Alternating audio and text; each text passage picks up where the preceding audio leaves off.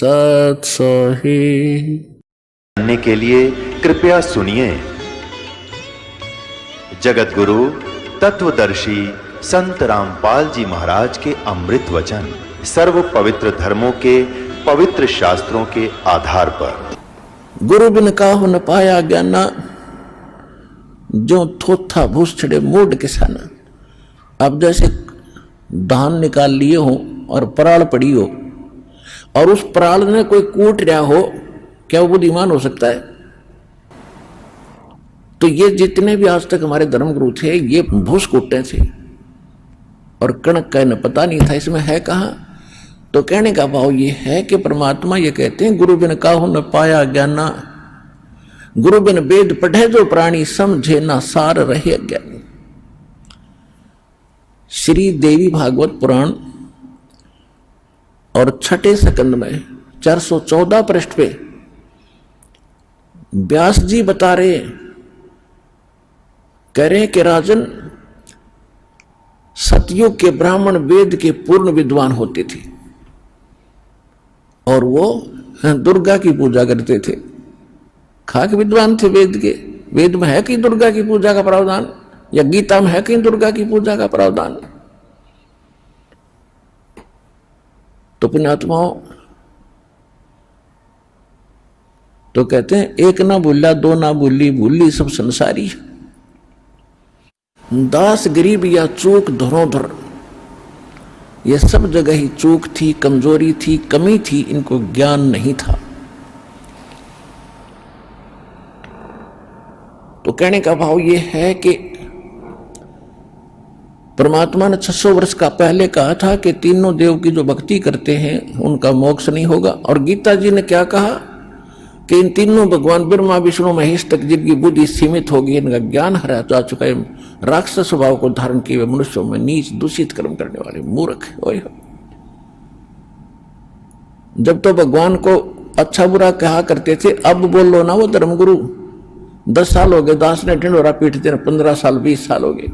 और इसमें TV channel पर दे रखा है कि किसकी पूजा कराया करते, तुम किसकी पूजा कर रहे हो, तुमने जीवन नाश अपना भी किया और इन भोले श्रद्धालुओं को मिसगाइड करके इनके जीवन नाश करने के पाप के भागी और बन गए। अब सभी को सांप सूंघ गया। अगर दास गलत कर रहा तो बोलो क्यों, ना बोल क्यों नहीं रहे? इसलिए ना बोल रहे कि आप शिक्षित हो गए, ना तो रामपाल के हट भी ना पाओ, ऐसा कर देते ये लोग। क्योंकि तो राक्षस से भी लिख रखा है इसमें, राक्षस स्वभाव को धारण किए मनुष्यों में नीच। और ये करेंगे क्या फिर? जो पूजा इनकी करें, धर्म ग्रंथ बता रहे हैं इनका स्वभाव ऐसा हुआ हुआ है। अब स्वभाव भी बदल जाता है। डाकू होता है, ज्ञान सुनने से वो नेक आदमी बन जाता है। शराबी होता है, शराब पीता है, ज्ञान सुनने से शराब छोड़कर भगत बन जाता है। तो इस ज्ञान से ये सभी सुधरना पड़ेगा।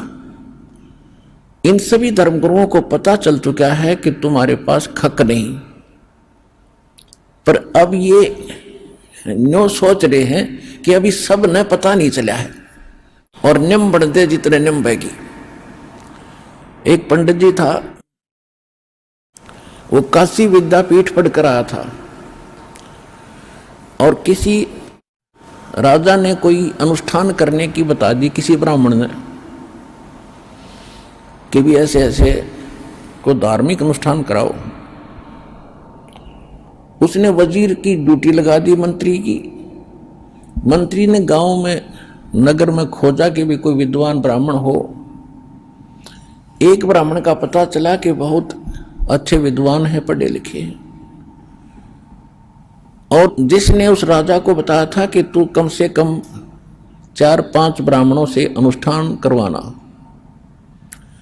अब अन्य ब्राह्मणों की खोज भी की लेकिन कोई आगे नहीं आ रहा था। इस कारण से ब्राह्मण आगे नहीं आ रहे थे कि जो काशी विद्यापीठ से पढ़कर आया है वो बहुत बड़ा विद्वान है और हम तो जंतर मंत्र कर लिए हैं, हमारी दाल उड़े गले नहीं, और कहीं राजा दंडित ना कर दे।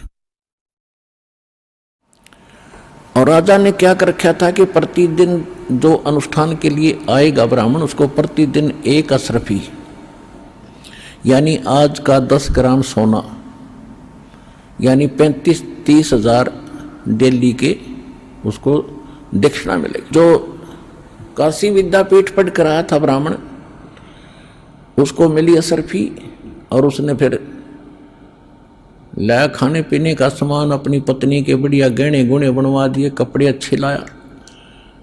तो उसकी पंडितानी दूसरे तीसरे दिन बढ़िया गहने और कपड़े पहन कर गई कुएं पर पानी लेने के लिए। अन्य ब्राह्मणियों ने पूछा कि ऐसा क्या हाथ लग गया तुम्हारे, इतने बढ़िया बढ़िया कपड़े और गहने बनवा लिए?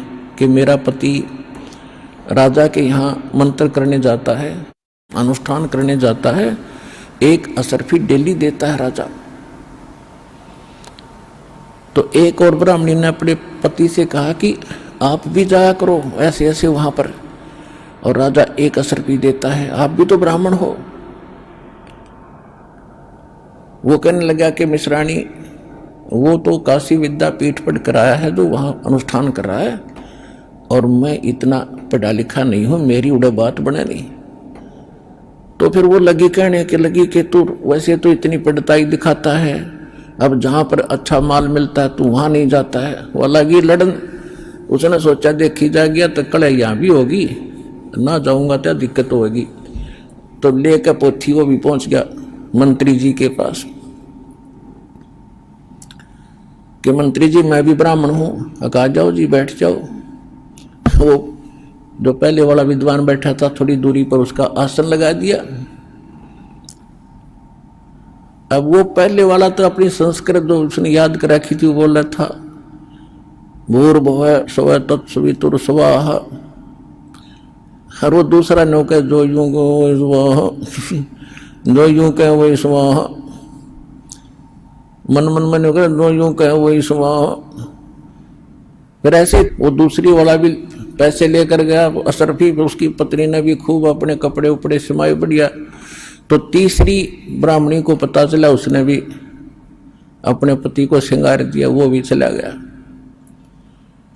अब उसको भी आसन दे दिया तीसरे नंबर पर। पहले वाला बोलता संस्कृत भूर्भुवः स्वः, दूसरा जो तीसरा कहता कब तक नंबेगी स्वाहा कब तक नंबेगी स्वाहा। अगया कब तक नंबेगी हमारी या बकवाद।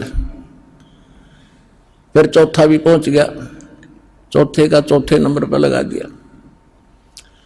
अब पहले वाला तो अपनी संस्कृत बोलता है स्वाहा, दूसरा कहता जो बोलो वही स्वाहा, दूसरा कहता है कब तक नंबेगी स्वाहा, चौथा कहता है निम्न दे जब तक नंबेगी स्वाहा निम्न दे जब तक नंबेगी स्वाहा।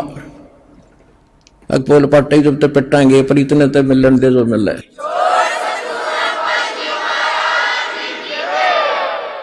तो इन धर्म गुरुओं गेलना ऐसे बन रही है कि निम्न दे जब तक नंबेगी स्वाहा। फिर तो सवा होना ही है, क्योंकि सब सफाया होगा इनका, इनको कहीं छुपने को स्थान नहीं मिलेगा। इतने अनमोल जन्म के साथ ये खिलवाड़ कर रहे, या तो इनको पता नहीं था जब तक बात थी दूसरी कि विज्ञान नहीं था। अब इनको ज्ञान है, एक मीडिया के अंदर चल रहा है, और एक दिन से नहीं 2 दिन से नहीं 20 वर्ष से आ रहा है। तो इनको ज्ञान हो गया कि हम झूठे हैं, हमारा ज्ञान झूठा है, और फिर भी नहीं मान रहे हैं।